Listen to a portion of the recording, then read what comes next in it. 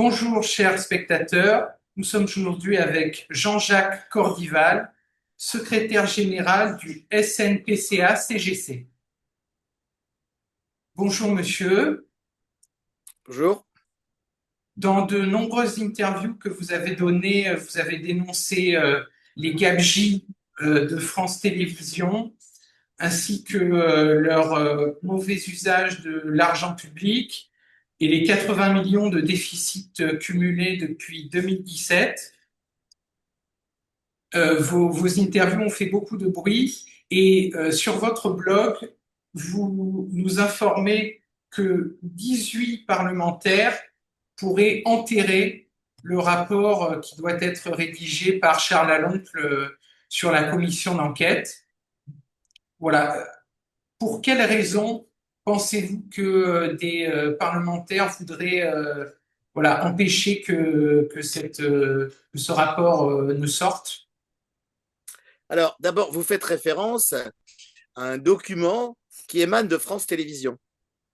On est bien d'accord, Oui, c'est-à-dire c'est le oui, tableau. oui. Non, mais c'est important de le dire. C'est le tableau des 31 personnes qui composent La cette commission. commission d'enquête, Oui, dont un vient de changer puisqu'il a été remplacé par Masseglia, le député Masseglia. C'est oui, important de dire ça parce que ce fameux député Masseglia, qui se situe, je crois, proche du MoDem ou de l'ex-majorité présidentielle, en tout cas, voilà, a d'accord. intégré la commission. Il a donné une interview, mais que vous avez sûrement vue la semaine dernière, sous forme d'un communiqué pour dire qu'il allait intégrer la commission. C'est même pas fait, mais il l'annonçait déjà, et qu'il allait demander à ce qu'on vote contre la publication du Oui, rapport. oui, oui, tout à Bon, fait. ça vous l'avez vu. Oui, Bon, oui, donc qu'est-ce qui se passe lorsque les gens vont en audition à France Télévisions? Les gens de France Télévisions sont auditionnés. Ils ont d'abord un petit coup de téléphone ou un petit mail pour leur dire on va faire une petite visio avec vous. Alors, il faut une petite visioconférence avec trois personnes de la direction de France Télévisions. Voilà, un, deux, trois. Et donc, oui, on va leur expliquer comment ça fonctionne, etc., etc. Avant de faire une réunion en présentiel. Donc, ils ont une nouvelle réunion en présentiel.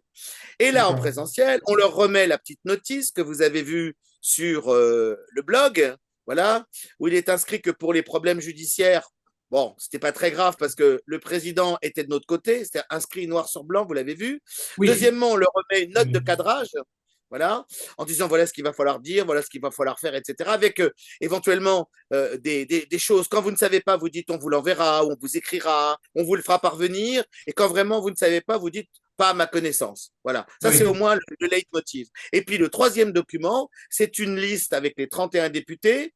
12 sont mentionnés par France Télévisions comme étant favorables parce qu'ils ont signé l'amendement Masseglia. l'amendement Tiens, le fameux Masseglia. Masseglia, Oui, oui, qui déclare intégrer la commission et qui dit je vais faire en sorte qu'on vote contre la publication de ce rapport. oui. Donc, ça, ce sont les 12 qui sont favorables et France Télévisions ajoute, il y en a 6 autres. Mais vous l'avez vu, ça. Oui, oui, oui, tout à fait, tout à fait, Bon, tout à fait. voilà. Donc, Donc, mais on se demande où on est aujourd'hui. On oui, se demande si on est toujours bien dans une démocratie. Mais où ça se passe de voir que des députés, encore une fois, comme la majeure partie des gens qui prêtent serment, oh, encore une fois, même s'ils ne déclarent pas sous serment à ce moment-là, puisqu'ils ne disent pas je le jure, les autres le disent, peuvent oui, se permettre des choses pareilles. Il oui, y a un travail ça, qui est fait et on dit, éventuellement, on va s'arranger pour que ce travail ne voit pas le jour. Mais je vais vous le dire aujourd'hui, c'est assez simple. Vu le battage que ça a fait, vu l'appétence que les Français ont pour ce rapport, parce qu'il sortira, et s'il ne sort pas, moi j'invite Charles Aloncle à faire un bouquin. Et là, il se vendra comme des petits pains. Parce qu'il y a un oui, moment, ça suffit. On ne peut pas enterrer toutes les gabegies de France Télévisions sous prétexte, parce qu'on vient nous sortir toujours la même phrase, il faut un audiovisuel public fort. Alors moi, je vous rassure tout de suite, je suis pour un audiovisuel public oui, fort. Je ça, ne on l'a suis bien pas pour la compris. Vous êtes privatisation. totalement contre la Voilà. privatisation. Mais je ne souhaite pas qu'on continue avec la même équipe pour faire les mêmes choses et la même gabegie. C'est pas la peine. Oui, Aujourd'hui, on nous dit, ah, mais vous savez, il faut maintenir Ernotte parce qu'il faut un audio public fort. Mais Ernotte ne rime pas avec audiovisuel public fort. Ah, oui, ça ne rime pas. Voilà, c'est aussi simple que ça. Donc, il faut partir sur un nouveau départ et puis il faut laisser. Enfin, il faut encore une fois, les salariés ils attendent qu'une chose, c'est que Delphine Ernotte fasse comme la présidente du Louvre. oui, qu'elle démissionne. Et justement, en parlant de Madame Qu'elle s'en Ernotte, aille. qu'elle s'en aille, oui, je comprends bien. Et en parlant de Madame Ernotte, on parle beaucoup de la comptabilité analytique qu'elle n'a jamais réalisée, ou de l'intervention du président François Hollande pour sa nomination en 2016.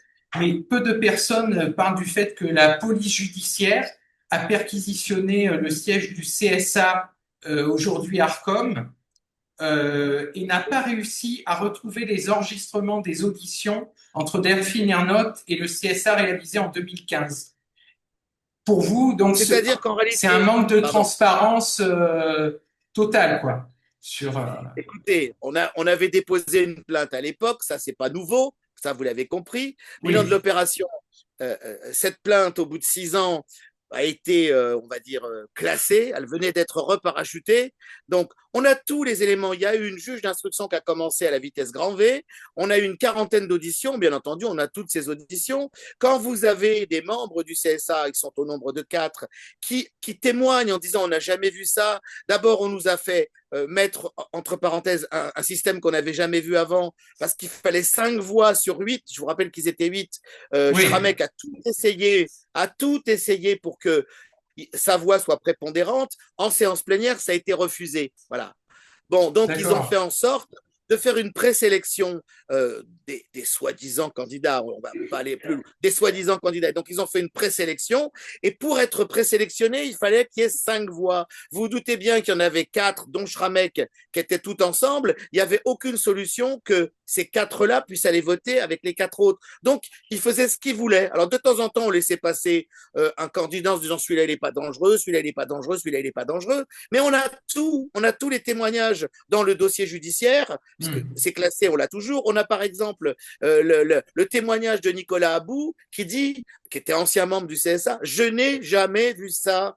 Voilà. Et il explique même que même Schramek a posé une question pour faire élire Ernotte, mais je l'ai dit, je crois, en commission. Quelle est la différence entre un médecin et un enseignant? Vous la connaissez, vous, la différence entre un médecin et un enseignant? C'est dur, non? Oui. Donc voilà, donc le président Hollande, encore une fois, Schramek, devant une commission d'enquête parlementaire, a dit qu'il avait été sollicité par le président Hollande. C'est sympa de balancer ses potes. Enfin, ses potes, c'est une façon de parler. Qu'il avait Oui, été bien sûr. sollicité pour ne pas intégrer 2 personnes, deux candidats qui, eux, répondaient à la loi de 2013. Je rappelle que la loi de 2013 dit, voilà, expérience et compétence. Et elle ajoute venir D'accord. du secteur. Ah Donc, elle ne oui. venait pas du secteur, elle n'avait ni expérience ni compétence. Et d'un seul coup, ça tombe sur elle, pif pouf, et hop, c'est. Non, il y a un moment, ça va. C'est pas possible. Elle était directrice de Orange, si je me souviens bien, avant Oui, de. oui, oui, oui, oui, oui, oui. Oui, Et la petite anecdote que j'aime à raconter, mais voilà, elle est tout à fait réelle. Le jour où Stéphane Richard, le PDG, est mis en examen, je ne sais pas si vous vous en souvenez, mais Stéphane Richard était le directeur de cabinet de Christine Lagarde. Donc, dans le d'accord. cadre de l'arbitrage tapis, elle avait été renvoyée devant la Cour de justice, voilà, qui traite les ministres et autres. Et Oui, donc, lui, il était renvoyé simplement en correctionnel. Voilà, parce qu'il était son directeur de cabinet S-qualité. Voilà. Le jour où il est mis en examen, elle envoie un mail aux 110 000 salariés de France Télécom. Ah, il faut arrêter avec la corruption ceci, la corruption cela.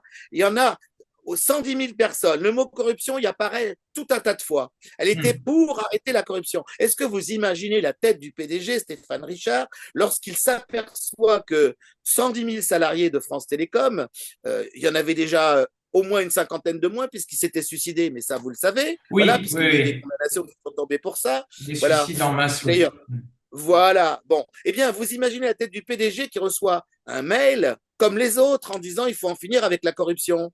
Qu'est-ce que vous croyez qu'il va faire? Il va louer la personne qui a envoyé le mail en disant c'est formidable, elle est formidable cette femme-là. Ou il va se dire non, mais moi j'en peux plus, on arrête. Hmm. Voilà, elle va Hmm. changer de crèmerie et puis ça va être terminé. Oui, bah là on l'a envoyé où elle allait changer de crèmerie, c'est clair. Voilà. Hmm. Et il fallait absolument lui trouver un point de chute. Moi je vous le dis.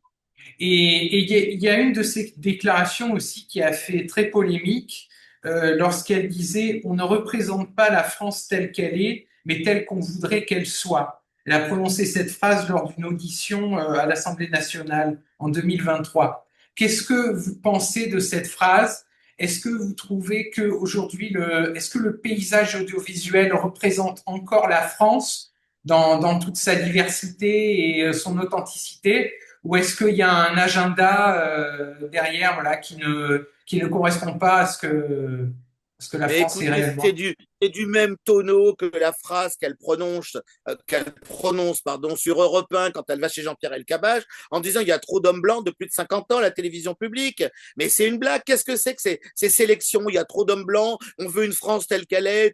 Mais encore une fois, qu'est-ce qu'elle a fait pour arriver à ça? Rien, rien du tout. Et d'ailleurs, si elle avait fait ça lors de l'audition, moi j'appelle pas ça une audition, j'appelle ça une mascarade de 2020, elle est alpaguée par Bien-Aimée Bess, l'une des conseillères qui lui dit Madame, vous avez failli à votre mission de diversité et encore une fois de pluralisme à France Télévisions, vous avez failli. Ah oui, oui, oui, mais je vais me rattraper, vous allez voir, je vais le faire. Voilà. Donc, il y a Ah un moment, oui, un autre. On peut toujours raconter n'importe quoi. On raconte ça pour être élu. Puis après, une fois qu'on est élu, alors élu, moi je dis pas élu, je dis parachuté. Après, on n'en parle plus. ouais. Donc non, je veux dire, qu'est-ce que c'est que cette histoire vous l'avez vu comme moi, il y avait des émissions. Enfin, la France, vous savez quand même qu'il y a beaucoup de gens aujourd'hui, après le baby-boom, qui sont des seniors. Voilà. Oui, oui, Donc bien tout ce qui sûr. est intéressant à la télévision publique, on l'arrête pour les seniors. Les seniors, pardon, les chiffres et les lettres, arrêtez. Question pour un champion, arrêtez, ou enfin, ou déprogrammé, ou, enfin, il reste plus que le week-end. Et puis tout est comme ça. Et on vous dit, il faut intéresser les jeunes. Alors on va faire la plateforme Salto. Vous vous souvenez de cette plateforme Salto? On va faire Salto, ça va être génial. Oui, On qui va a été concurrencer interrompu au bout d'un mois, liquidé liquidé au bout de 2 ans et demi. Ça a 2 ans et coûté demi. environ D'accord. 90 millions aux contribuables. Vous savez, vous prenez 90 millions d'euros, vous les mettez dans une lessiveuse, on ne doit pas dire lessiveuse aujourd'hui, mais dans une poubelle en fer, et puis vous les cramez. On a cramé presque 90 millions d'argent Ouais, public. ouais. Et à chaque fois, quand on vient vous parler de cet épisode, on vous dit ah non mais ça c'est pas dans les comptes. Mais si c'est dans les comptes, c'est dans les comptes. Hmm. Parce que pourquoi l'État aurait recapitalisé à hauteur de 32 millions l'entreprise en 2013 si c'était pas dans les comptes? Oui, bien sûr, bien sûr. Alors, il y a une autre personne aussi qui fait parler d'elle dans cette commission, c'est le président de la commission, Jérémy Patrier-Létus. Donc, il était administrateur de Radio France de 2022 à 2024, donc juge et partie. Il Ah, reprend. on est d'accord, juge est parti, bien sûr. Est-ce que, Bien est-ce que, sûr, est-ce que mais il vous n'y a pas que considérez lui. qu'il l'est? Oui. Mais écoutez, il y a qu'à voir, à chaque fois que à chaque fois, pardon, que le rapporteur intervient, le président lui coupe la parole, il s'agite sur son siège. Non, c'est pas ça, faut pas dire ça. Vous avez mal compris. Par exemple, quand il parle de Media One, mais c'est outrancier la façon dont il s'exprime. C'est un fleuron de français. Vous pouvez pas dire que tel et tel est à tel pourcentage, tel actionnaire est à tel point. Vous ne pouvez pas. Il lui coupe la parole, il lui dit ce qu'il faut dire, il reformule ses questions, voilà, et il explique tout de go à chaque fois qu'il a été administrateur de Radio France, comme l'est d'ailleurs Céline Calvez, la Oui, vice-présidente, la qui nous a interrogé vice-présidente, lors de oui. la... Oui, mais Oui, enfin, moi, je comprends pas, je ne comprends pas. Il suffit de dire que on a été administrateur de Radio France ou de France Télévisions, parce que c'est le cas, pour vous absoudre. Non, non, non. Je prends un exemple bien simple. Vous allez comprendre tout de suite. Bon, on vous explique qu'il y a une procédure. Bon, moi j'appelle ça une mascarade, mais ça, je pense que tout le monde l'a compris. Il y a une procédure en 2025 pour parachuter Ernotte une troisième fois à France Télévisions. Voilà. oui. Toute la presse dit il n'y a pas d'autres candidats. C'est quand même sympa pour les autres candidats. C'est même lamentable. Bon, c'était au nombre de 5, je crois. Enfin, toujours est-il que, ou 5 ou 6. On en garde 4 à D'accord. la fin. Voilà. Je ne sais pas si vous avez la curiosité de lire les 30 pages de Delphine Ernotte qui s'appelle Réconcilier. Alors on se demande réconcilier qui avec Non, qui? je ne l'ai pas Et, lu. ben, vous devriez, parce qu'en réalité, il ne s'agit pas d'un programme, ou alors il s'agit d'un programme pour une élection politique. Voilà. Il faut réconcilier les France, monsieur. Réconcilier les France. Parce que les France sont malades, voilà. Mais qu'est-ce que c'est que cette histoire de réconcilier les France? Bien entendu, à l'intérieur. Bah non, mais ça ne veut rien dire. C'est-à-dire la France des bourgs et la France des tours, c'est ça qu'elle veut dire, Madame Ah ben moi je ne sais pas Vernotte? puisque encore une fois je ne sais pas ce qu'elle veut dire. Elle explique que encore une fois c'est la lutte des Français les uns les autres. À lire son texte on est presque dans un climat de guerre civile. Bon et tout le monde dit oh, c'est formidable, son projet est formidable. Ah bon? Mais vous n'avez pas eu la curiosité non plus de lire le projet par exemple de Frédéric Dumas 30 pages, une autre candidate. Moi, je dirais que c'était le seul projet valable. C'est le seul. Voilà. Qu'est-ce qu'elle dit? Son projet s'appelle une dynamique d'avenir, si je me souviens bien, une dynamique d'avenir. Il y a tout dans ce projet, les contrôles, les relations avec le Parlement, l'interface, etc., la façon dont on traite les salariés, le social, il y a tout, tout est expliqué, vous Oui, le lisez, vous vous dites, ah, voilà un projet qui tient la route, voilà un nouveau départ pour France Télévisions, voilà. Et toute la presse, enfin une bonne partie de la presse, explique, moi j'ai lu tout un tas de papiers, que non, son projet, non, ça tient pas la route. De toute façon, il y a une candidate, la presse l'a montée en épingle, il y a une seule candidate qui sera élue présidente de France Télévisions. J'en veux pour preuve l'interview de 4 pages dans Le Parisien dimanche de Pierre-Antoine Capton de Media One, qui écrit noir sur blanc, oui. Delphine Arnott et Sid Bongomez ont fait un travail formidable. De toute façon, c'est la seule, elle sera reconduite présidente à France Télévisions. Si vous ne les avez pas, les 4 pages, je vous les ferai parvenir. Oui, Voilà. c'est plutôt explicite comme. Bon, et après, on vient vous Et dire, oh non, rien n'était fait. Mais c'est une plaisanterie, monsieur. ouais. Tout était fait. Moi, Et je vous invite à lire les 2 projets, vous verrez, il n'y a pas photo. oui, d'accord, d'accord. Je le ferai sans faute.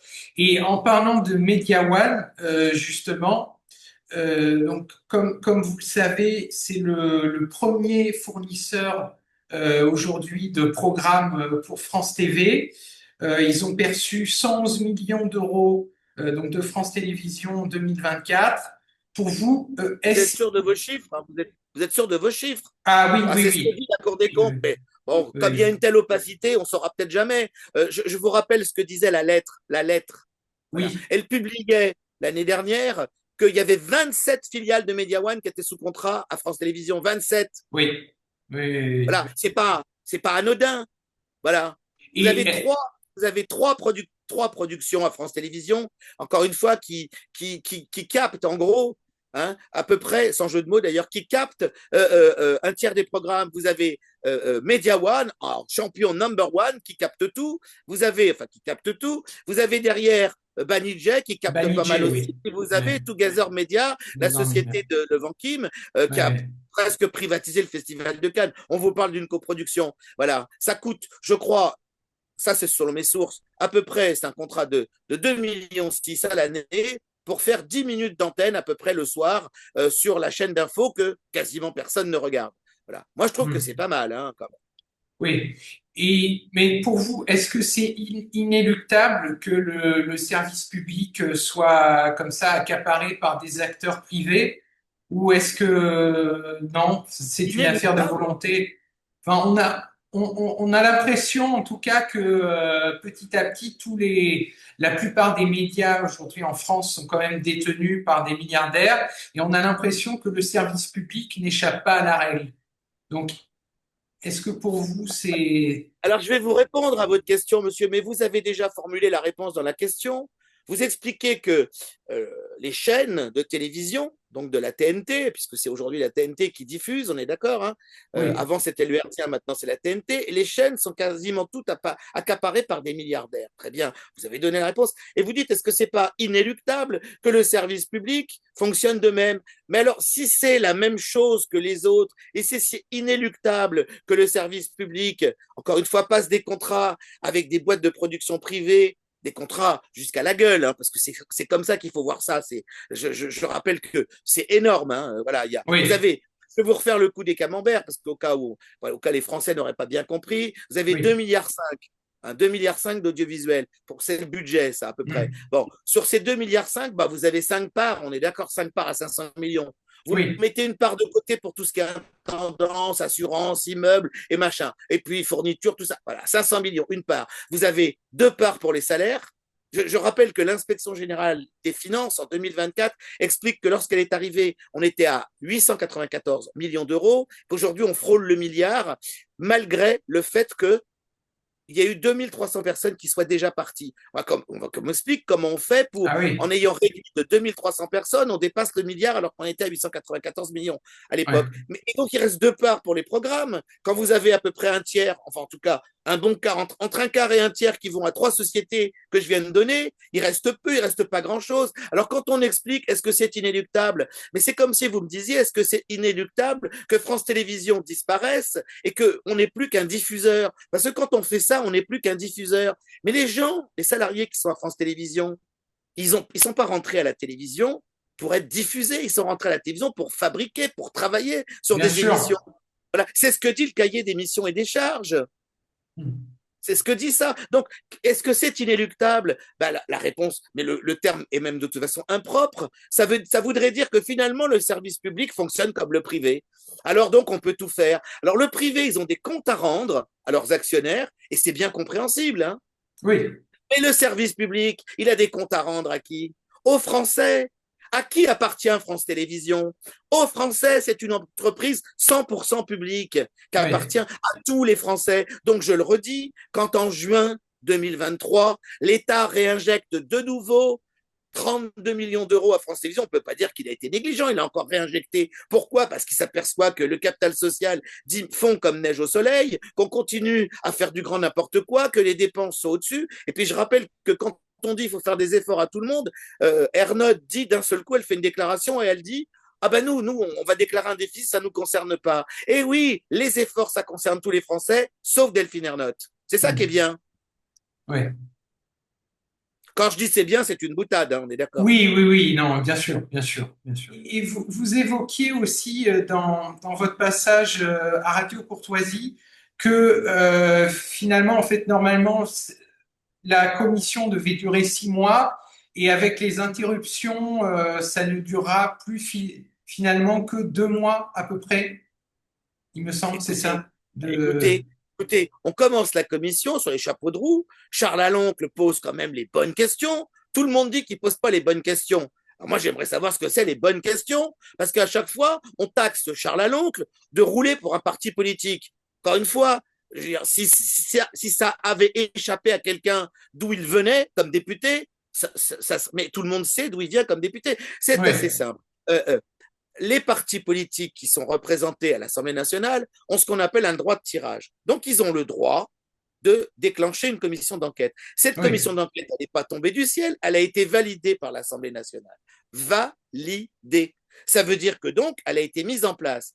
Vous avez un président qui n'a cessé d'interrompre cette commission d'enquête. À chaque fois, le président ne pose pas les bonnes questions. Vous ne pouvez pas dire ça, il faut dire ça. La plupart du temps, il raconte n'importe quoi. La dernière fois, il dit, je cite, il dit, oui, en réalité, le droit des affaires et la vie privée, c'est inopposable à la commission d'enquête. Bon, bah, si c'est inopposable, c'est inopposable. Puis après, il intervient en disant, mais les documents qui peuvent être transmis au titre de la commission d'enquête, eux, faut pas trop en parler parce que là, on peut leur opposer le droit des affaires et la vie privée. Alors moi, je comprends pas. On peut le reposer ou on peut pas le reposer. C'est inopposable ou c'est pas inopposable. Et il ah intervient oui, après en disant, et les déclarations qui seront faites par rapport à ces documents, et j'en passe des meilleurs, là aussi, on peut estimer qu'il faut faire attention parce que on peut invoquer le droit des affaires alors, je le répète, tout ça est inopposable. Alors, ça l'est ou ça l'est pas? Non, c'est assez simple. Cette commission d'enquête, il est simple. Ils veulent un rapport de béni oui oui avec rien dedans. Là, on est prêt ouais, éventuellement à le cautionner. S'il y a des choses qui vont pas et s'il y a des choses qui dénoncent des faits qui sont des faits dont les Français doivent avoir connaissance. Les Français, c'est leur argent. Et je dirais même plus, c'est pas uniquement l'argent des contribuables, c'est l'argent de tous les Français, puisqu'aujourd'hui, depuis maintenant 2 ans, 2 échéances, c'est la TVA. C'est-à-dire que du nourrisson qui prend un pot de bébé ou du lait artificiel, enfin du lait, je sais pas comment on appelle ça, le lait à bébé, enfin le lait pour bébé, ouais, ou des seniors, encore une fois, qui commandent des repas à la mairie de Paris ou à quelque mairie que ce soit pour se nourrir, eh bien, il y a de la TVA partout. La TVA, eh bien, c'est eux qui payent la télévision publique. Ils ont quand même le droit de savoir, avec cette TVA qu'ils engrangent, où passe leur argent. Ça bien me paraît sûr. logique. Et là, on dit, ah ben non, on ne peut pas vous dire. Le droit des affaires, ah ben non, c'est la vie privée. Quand vous entendez quand même quelqu'un qui travaille à la mairie de Paris qui dit, je refuse de donner mon salaire. Et on m'a dit de ne pas le donner. D'ailleurs, comme tous, parce qu'ils lisent tous. Vous avez quand même remarqué qu'ils lisaient des papiers. Mais il n'y a pas besoin. Il y avait sa déclaration sur la haute autorité de la transparence de la vie publique. Ils n'y sont pas Oui, toutes, mais les scènes, elle y était. Donc les gens savent combien ils gagnent. Quand le président, pardon, le rapporteur, je parle du président, quand le rapporteur demande tel ou tel salaire, je lui dis, monsieur le rapporteur, est-ce qu'effectivement vous en avez besoin? Non. Vous avez le rapport de la Cour des comptes qui dit que les 30 plus gros salaires à France Télévisions se situent entre 250 et 300 000 euros. Je mets celui de Ernotte de côté, oui, 412 000 euros. c'est énorme, Voilà, c'est énorme. Je crois que voilà. c'est Donc, encore plus on que a le fait le calcul. président. On a fait le calcul. Les 50 plus gros salaires de France Télévisions, les 50 plus gros, ça équivaut au salaire annuel d'un quart des députés. Oui, Ça vous parle, ça, non? C'est parlant quand même. oui, oui, oui, oui, tout à fait, tout à fait. Donc, en nombre de SMIC, je vous explique pas. Voilà, Oui, voilà. Peut-être que vous pouvez mettre ça dans un Boeing 747, hein, ou alors un Airbus, pour parler oui, français. oui, Plus probablement un Airbus à 380, oui, même s'il y en a de moins en moins qui volent. Mais oui, ben vous pouvez, c'est incroyable. oui. Voilà. Donc voilà où on en est aujourd'hui. Et on voudrait que le rapporteur ne publie pas son rapport ou publie un Hmm. rapport éventuellement édulcoré. Peut-être même que France Télévisions pourrait lui écrire ce qu'ils ont envie de voir dedans. Oui, Ça pourrait être une solution, ça, non? oui. Éventuellement, non, mais c'est vrai que c'est une situation Là aussi, je assez. plaisante, hein, vous avez compris. Oui, oui, oui, oui, bien sûr, France bien sûr. Télévisions, on écrit déjà assez comme ça, puisqu'ils pondent des documents pour les gens qui sont interrogés par la commission. Ça, c'est Oui, fort aussi. Et si vous ne l'aviez pas vu, mais moi, je vous invite à le voir, à un moment, dans la commission d'enquête, on explique que nous, on n'est pas venu pour lire des papiers, on n'est pas venu avec des textes, on n'a pas d'ordinateur sur lequel on peut se reposer, on tourne pas les pages comme certains oui, quand on a à oui. dire quelque chose. Et là, j'ai la députée socialiste qui est en face de moi qui dit, mais monsieur, c'est normal qu'on envoie les questionnaires par avance aux convoqués. Oui, Ah bon? c'est Ah hallucinant, bon? oui, oui, oui. J'ai vu Oui, oui, le. vous avez dit le mot, c'est hallucinant. Vous auriez dû voir la tête de Charles Alonque qui était à 11 heures. Parce que la députée était en face de moi, lui, il était à 11 heures. Enfin, comme sur une horloge, on est d'accord. Il regarde la présidente qui était en train de texter, parce qu'elle a textoté tout le long de la séance. Vous avez vu qu'elle a envoyé des textos, elle était sur ton téléphone tout le temps, tout le temps, tout le temps, tout le temps. Moi, j'avais compris que Jérémy Patrier avait dit pas de tweet pendant les séances de la commission. Oui, pas de Elle a tweet en tweeté, direct, oui. mais il faut le voir, elle a tweeté tout au long. Avec qui elle tweetait? Avec qui elle était en ligne en permanence? Avec qui, encore une fois, elle échangeait? Parce qu'elle n'a fait que ça. Hmm. Je dis à la tweeter, en tout cas, elle était sur son téléphone tout le temps. Oui, bien Et pour sûr. dire quoi? Et avec qui? Réfléchissez, monsieur. Avec qui? Pour dire quoi? Oui, Donc, je crois cette comprendre, oui. députée, je reviens sur cette députée qui nous dit on envoie les questionnaires avant. Mais monsieur, si on envoie les questionnaires avant, alors pourquoi faire une commission d'enquête? Oui, effectivement, ça n'a plus aucune Vous appelez les utilité. gens, vous leur dites, faites-moi un petit topo de, allez, 20 lignes, puis on le mettra Hmm. dans le rapport. C'est ça une commission d'enquête. Je rappelle quand même que le mot enquête, ça a un sens. Hmm. Oui. Ça a un sens. Enquêter sur quelque chose, c'est investiguer. Il y a une émission sur France Télévisions qui s'appelle Cash Investigation. Si, encore une fois, tous les gens qui sont interrogés, encore une fois, en off ou avec une caméra cachée, on leur demande d'envoyer ce qu'ils ont à dire en 20 pages, c'est Hmm. plus complément d'enquête. Surtout que C'est complément de texte. C'est complément de texte. vous mettiez en parallèle avec le rapport de Monsieur Saint-Toul sur qui lui était très chargé et très Mais encore important. une fois, Donc, je le redis, Monsieur Saint-Toul et les filles n'est pas du même camp que Monsieur Aloncle, ça c'est clair. Bon, oui, bien sûr. une fois qu'on a dit ça, on a tout dit. Bon, mais il n'est pas du même camp. Il fait un rapport sur les fréquences TNT, sur, encore une fois, les anomalies qu'il peut constater, les manquements et autres. Son rapport sort, il est publié.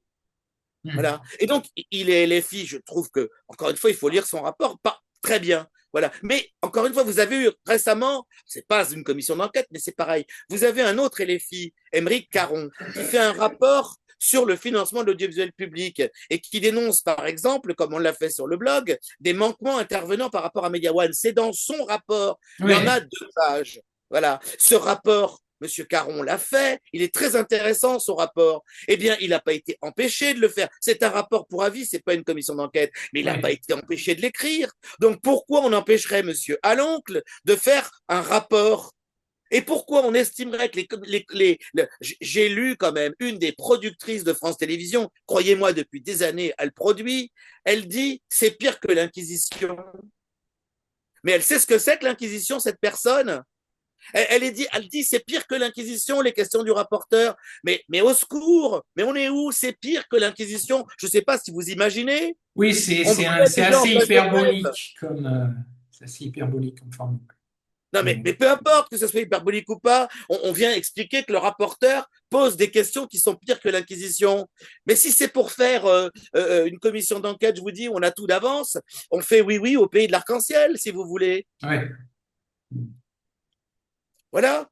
Je prends des images bien parlantes parce que oui, oui au pays de l'arc-en-ciel, c'est le Oui, pays des bisounours où tout va bien. oui, On vous oui. explique une commission d'enquête pour vous dire que ça ne va pas, puis derrière, on dit les questions qui sont posées ne sont pas les bonnes. Voilà. Je soupçonne France Télévisions d'en écrire beaucoup, moi. Enfin, on verra ça. Vous savez, tout vient à temps qui s'est à poindre. C'est comme un fruit mûr. Quand le fruit il est mûr, il tombe de l'arbre. Je pense Ouais. qu'à un moment ou à un autre, il va bientôt tomber.